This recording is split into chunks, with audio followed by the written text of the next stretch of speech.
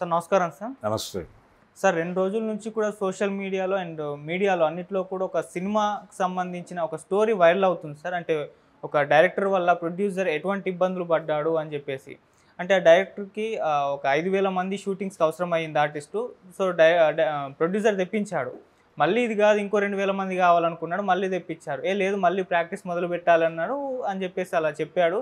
దీనివల్ల ఒక 15 రోజుల పాటు 2 కోట్లు ఖర్చయిపోయింది. ప్రొడ్యూసర్ మీద భారం పడింది అని చెప్పేసి వార్త అయితే వైరల్ అవుతుంది. ఎవరా ప్రొడ్యూసరు, ఎవరా డైరెక్టరు అని చెప్పేసి చర్చ కూడా మొదలుపెట్టారు. ఇందులో మేజర్‌గా అయితే దిల్ రాజు గారు అండ్ శంకర్ గారు వీళ్ళ పేర్లైతే మాట్లాడుకుంటున్నారు సార్. మరి ప్రొడ్యూసర్ కష్టాల పైన మీ ఒపీనియన్ ఏంటి? వీటిపైన ఇటువంటి ఇన్సిడెంట్ అన్ని సినిమాలకు ఉంటుందా, లేకుంటే ఈ ఒక్క సినిమాకే ఉందా? ప్రస్తుతం ప్రతి సినిమా నిర్మాత ఈ కష్టాలు ఎదుర్కొంటున్నాడు. అంటే బడ్జెట్కి సంబంధించినటువంటి ఒక గందరగోళం ఉంది ఇండస్ట్రీలో. అంటే మార్కెట్ ఏమిటి అనేది డిసైడ్ అవుతుంది. మనం ఏ మార్కెట్ని అడ్రస్ చేయగలుగుతున్నాం. అంటే ఇప్పుడు ఉదాహరణకి గేమ్ చేంజర్ సినిమాకి సంబంధించిన వ్యవహారంగా చూస్తే దీన్ని శంకర్కి మొదటి నుంచి ఉంది. ఇది ఈ రోజున కొత్తగా వచ్చింది కాదు. అంటే తను సినిమా తీసేటప్పుడు అద్భుత రసంలో చెప్పాలనుకుంటాడు ఏ విషయాన్ని అయినా. ఈ అద్భుత రసంలో చెప్పడానికి ఆయన చాలా ఎలిమెంట్స్ని కోరుకుంటాడు. ఆ కోరుకునే సందర్భాలు చాలా విచిత్రంగా ఉంటాయి. ఒక్కొక్కసారి అంటే ఆయన డైరెక్ట్ చేసినటువంటి సినిమాల్లో ఒకే తరహా వెహికల్స్తో కొన్ని షాట్స్, ఫ్రంట్స్ ఇలా అంటే ఒకేలా కనిపించే మనుషులతో షాట్స్. ఆయన బాయ్స్ అన్న ఓ సినిమా తీశాడు. అందులో కొన్ని ఇలాంటి విన్యాసాలు కనిపిస్తాయి. అలాగే ప్రేమికుడు సినిమాలో ఇలాంటి విన్యాసాలు కనిపిస్తాయి. భారతీయుడిలోనూ కనిపిస్తాయి. ఇలా కొన్ని చేస్తాడు ఆయన. దీనికోసం డబ్బులు ఖర్చు పెడతాడు. అంటే ఆడియన్స్ని, థియేటర్లో కూర్చున్న ఆడియన్స్ని సంభ్రమాశ్చర్యాల్లో ముంచెత్తటం అనేది నా ప్రోగ్రాం కాబట్టి అదే మన సక్సెస్ ఫార్ములా అనుకుంటాడు ఆయన. ఆ సక్సెస్ ఫార్ములా మీద అక్కడ ఆ ఏరియాలో అదే మన బలం. ఆ బలం బలహీనంగా మారితే దెబ్బతింటాం మనం అని చెప్పి ప్రొడ్యూసర్ని కన్విన్స్ చేయగలడు ఆయన. ఆ మేరకు ఖర్చు పెట్టాలి తప్పదు. అయితే ఇవి మాత్రమే సినిమాని నిలబెట్టవు అనేది కూడా చూసుకోవాలి.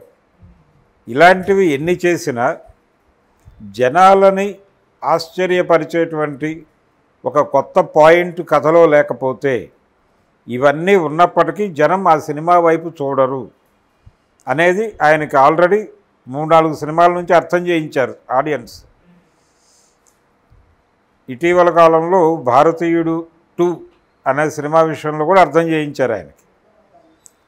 శంకర్ ఎందుకు ఈ మధ్య గతంలో లాగా ఫామ్ మెయింటైన్ చేయలేకపోతున్నాడు అంటే జనాలకి ఉత్సాహం కలిగించటం లేదు, డిస్కసివ్ పాయింట్గా మారేటువంటి ఒక అంశం, ప్రజల మధ్య డిస్కసివ్ పాయింట్గా మారేటువంటి ఒక అంశాన్ని తీసుకోవడంలో ఆయన ఫెయిల్ అవుతున్నాడు. ఆ ఫెయిల్యూర్ అనేది ఆయన సినిమాల మీద ప్రభావం చూపిస్తోంది, ఆయన మార్కెట్ మీద ప్రభావం చూపిస్తోంది. మీ సినిమాలకు మార్కెట్ ఉన్నప్పుడు, మార్కెట్ మీ సినిమాల కోసం వెయిట్ చేస్తున్నప్పుడు ప్రొడ్యూసర్ ఖర్చు పెట్టడంలో వెనుకాడాడు.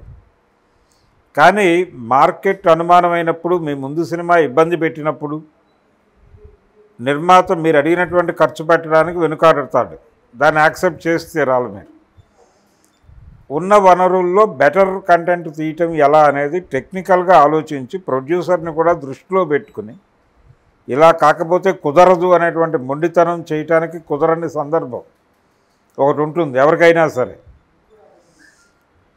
నాకు ఇది కావాలి అనేదానికంటే కూడా సీన్ని రక్తి కట్టించడానికి ఏం చేయాలి అనేది ఆలోచించాలి. తక్కువ ఖర్చులోనే ఇలా చేయగలిగితే అంటే ఒక సక్సెస్ వచ్చిన తర్వాత మళ్ళీ మీ పద్ధతిలో మీరు వెళ్ళిపోండి.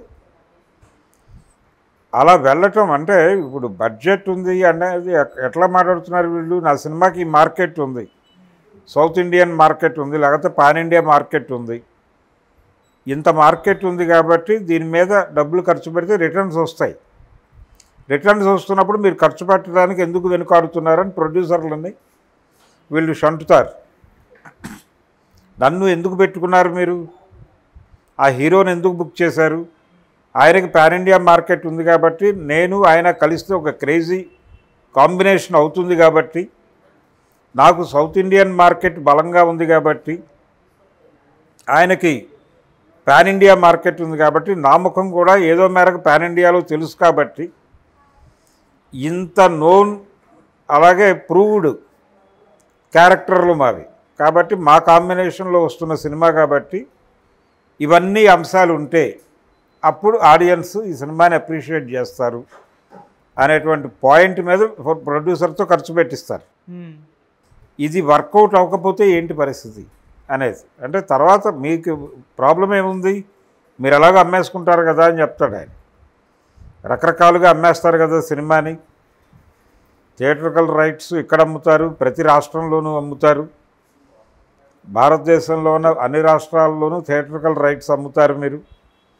దాంతోపాటు శాటిలైట్ హక్కులు అమ్ముతారు, డిజిటల్ హక్కులు అమ్ముతారు, ఓటీటీ హక్కులు అమ్ముతారు, ఇతర భాషా హక్కులు అమ్ముతారు, ఓవర్సీస్ హక్కులు అమ్ముతారు. ఇన్ని వ్యాపారాలు చేస్తున్నప్పుడు డబ్బులు ఖర్చు పెట్టడానికి ఏమిటి అని కూడా రెచ్చగొడతారు. ఈ రెచ్చగొట్టడంలో భాగంగానే ఇలాంటి ఖర్చులు పెరుగుతాయి. పెరిగి అది వర్కౌట్ కాకపోతే ఏమిటి పరిస్థితి అనేది కండిషన్. ప్రొడ్యూసర్కి ఒక బ్రీతింగ్ టైం ఇవ్వాలి. ఖర్చు పెట్టడం అనేది కాదు, అవసరమైతే ఖర్చు పెట్టచ్చు, అది వేరు. ఆ సబ్జెక్టు డిమాండ్ని బట్టి ప్రతి అంశాన్ని అద్భుత రసంలో చెప్పడం కోసం డబ్బులు ఖర్చు పెట్టడం అనేది కరెక్ట్ కాదు. అంటే ప్రతిదీ ఆ లెవెల్లో చెప్పాలి అనేటువంటి తాపత్రయం అది కొంత ఇబ్బంది పెట్టే ప్రమాదం ఉంది. అందుకని ప్రొడ్యూసర్ని కూడా మనసులో పెట్టుకుని, అతని స్తోమతని మనసులో పెట్టుకుని, తనకి ఆడియన్స్ నుంచి ఉన్నటువంటి రిసెప్షన్ని కూడా దృష్టిలో పెట్టుకుని వ్యవహరించాల్సిన అవసరం ఉంది డైరెక్టర్కి. అలా వ్యవహరించకపోతే ఇలాంటి వార్తలు బయటకు వస్తాయి. ఇప్పుడు ప్రతి డైరెక్టరు కూడా పాన్ ఇండియా సినిమాలే ప్లాన్ చేస్తున్నారు, హీరోలు కూడా అదే అడుగుతున్నారు. ఏదైనా కథతో ఎవరైనా డైరెక్టర్ పెడితే, ఇప్పుడు కథా రచయితలు అనేవాళ్ళు లేరు ఇండస్ట్రీలో. డైరెక్టరే ఒక కథ డిజైన్ చేసుకుని ఒక హీరో దగ్గరికి వెళ్తున్నాడు. వెళ్తే హీరో కొంచెం పాన్ ఇండియా సబ్జెక్ట్ అయితే రా బ్రదర్ అంటున్నాడు. దాంతో దీనిలో రకరకాల ఇంగ్రీడియంట్స్ వేస్తున్నారు, సరుకులు వేస్తున్నారు. వేసి దీన్ని ఒక విచిత్రమైన షేపుకి తీసుకొచ్చి ఆయన్ని మెప్పించి, ఆయన ఓకే చెప్పిన తర్వాత కథ ఉంది, హీరో ఉన్నాడు అని చెప్తే ప్రొడ్యూసర్ వస్తాడు. ఇదివరకు రోజుల్లో ఇలా జరిగేది కాదు. ఒక ప్రొడ్యూసర్ సినిమా తీయడానికి ఒక కథని తయారు చేయించుకునేవాడు, ఒక రైటర్ని పెట్టి. ఈ కథ ఎవరు తీయగలరో ఆ డైరెక్టర్ని తెచ్చుకునేవాడు. ఆ డైరెక్టర్ ఆ కథ మీద కూర్చుని రచయితతో కలిసి తన పద్ధతిలో కొన్ని కరెక్షన్స్ చేసేవాడు. ఈ కరెక్షన్ అయిపోయిన తర్వాత ఆ వెర్షన్లో ఏ హీరో అయితే బాగుంటాడో ఆ హీరోని పిలిచి కథ చెప్పేవాళ్ళు. ఎవరెవరు ఆర్టిస్టులో డిజైన్ చేసుకునేవాళ్ళు, కాస్టింగ్ అప్పుడు వేసేవాళ్ళు. ఈలోపు డిస్ట్రిబ్యూటర్ని ఆకట్టుకునేవాళ్ళు వెళ్ళి కథ చెప్పి. డిస్ట్రిబ్యూటర్ ఓకే అన్న తర్వాత డిస్ట్రిబ్యూటర్ అభిప్రాయాలు కూడా పరిగణనలోకి తీసుకుని కాస్టింగ్ వేసేవాళ్ళు. ఇలా జరిగేది ఒకప్పుడు. ఇప్పుడు అలా కాదు, టోటల్ రివర్స్లో నడుస్తుంది. డైరెక్టర్ గారు ఒక కథ తయారు చేసుకుని హీరోల చుట్టూ తిరగగా, హీరో ఎవరైనా కటాక్షిస్తే నా దగ్గర కథ కలదు, హీరో కలడు, ఒక నిర్మాత కావాలను అంటే అప్పుడు నిర్మాతలు వచ్చి అతని దగ్గర నిలబడుతున్నారు. అందులో ఎవరు పెట్టగలరో అతను అనుకున్న బడ్జెట్కి ఆ ప్రొడ్యూసర్ ఓకే చెప్తాడు. ఓకే చెప్పిన తర్వాత డైరెక్టరే ఆ సినిమాకి అన్నీ అవుతాడు, ప్రొడ్యూసర్ మౌనంగా పక్కన నిలబడటమే. డైరెక్టరు విలువ ఇవ్వడు ఆ ప్రొడ్యూసర్కి, హీరో అంతకంటే ఇవ్వడు. ఎందుకంటే తన సెంటర్గా నడుస్తుంది బిజినెస్ అనేది అతనికి తెలుసు, ఇతనికి తెలుసు. ప్రొడ్యూసర్ సెంట్రిక్గా బిజినెస్లు జరిగిన రోజులు కొన్ని ఉన్నాయి.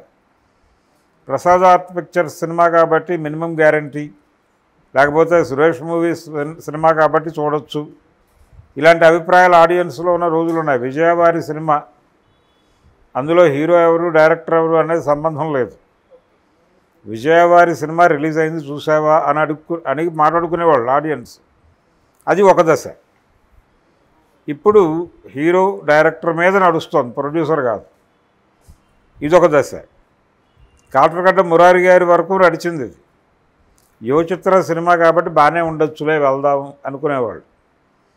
అక్కడ వరకు నడిచింది ఆ జమానా, తర్వాత అయిపోయింది ఆ కథ, అది ముగిసింది. కాబట్టి ఎప్పుడైతే ఇది డైరెక్టర్ సెంట్రిక్గాను హీరో సెంట్రిక్గాను మారిపోయిందో ప్రొడ్యూసర్లకి తీవ్రమైన వేధింపులు నడుస్తున్నాయి. అందులో భాగంగానే ఈ టార్చరు. రోల్లో తలపెట్టాక రోకటి పోటుకి భయపడకూడదు అని ఒక సామెత ఉంది.